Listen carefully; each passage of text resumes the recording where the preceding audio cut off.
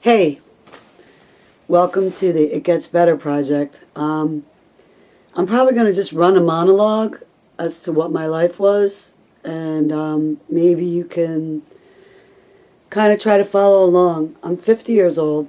I'm very energetic, very hyperactive, got a lot of ideas, and still feeling very good about my choices I've made in life.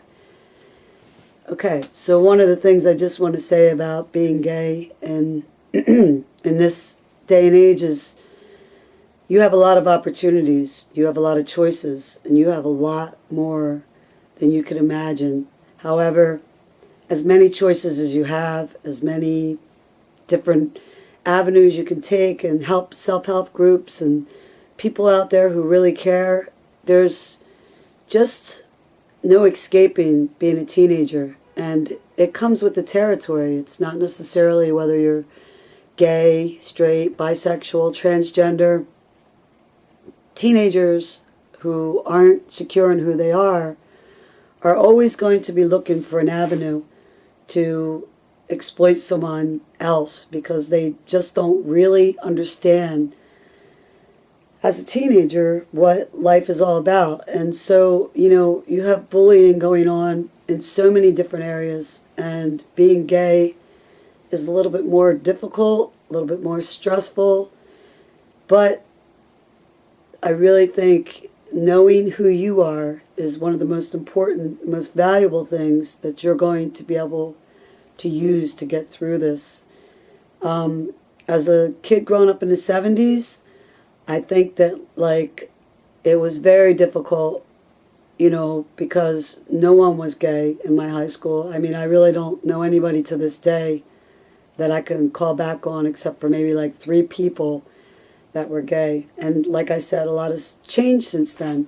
However, being yourself and being supported by people that understand you, putting yourself in positive spaces, that's like the one key thing to take from this. You're always going to get harassed in areas with negative people who have low self-esteem, maybe don't have as much direction. If you're an artist, a filmmaker, or an architect, or you have some sort of idea what you want to be, and some kid comes along who is not creative, has nothing, spoiled, it depends on where their home base and how they were raised, And that's another factor. How were you raised? Look at that. How am I raised? Am I being sheltered? Am I being, afraid because no one will accept this? And acceptance is a key. And acceptance with yourself, your family is very important. But it's not the only thing that is key to this. And it gets better, but it can get better when you're a teenager. It can get better now. You don't have to wait and suffer and go through years and years of bullying, closeting. Today it's out there, people who aren't able to accept it are people who have either very, very low self-esteem or independent Christian or some sort of, not necessarily Christian, but some sort of religious viewpoints, And that's okay because that's who they are, Acceptance goes both ways, Hating on someone because they don't accept you because they're a Christian isn't going to make it better. And understanding what their moral beliefs are, what your moral beliefs are, is key. Acceptance is understanding who you are, And I just, I really believe that one of our biggest chances of survival, and I feel like survival is a daily struggle for me, and I have been through it all. I've been, many various particular situations that I've survived, and I think survival is willpower, a willpower to live, a willpower to be who you are, and being who you are is the most important thing. Suppressing who you are is only going to make things worse.